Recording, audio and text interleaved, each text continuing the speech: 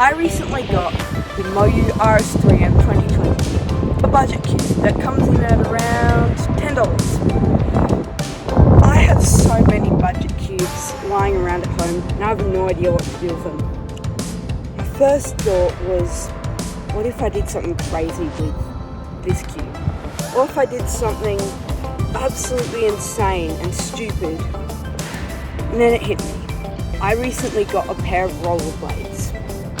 And I thought, what if I solved the RS3M 2020 cube with rollerblades on? There are three main rules with attempting this. Number one, I cannot stop. I need to be moving on my rollerblades the entire time until I solve the cube. Rule number two, I need to solve the cube in under 3 minutes. If I cannot complete that, I need to start again. Rule number three, if I crash into anyone or anything, or if I get a corner twist, I have to start again.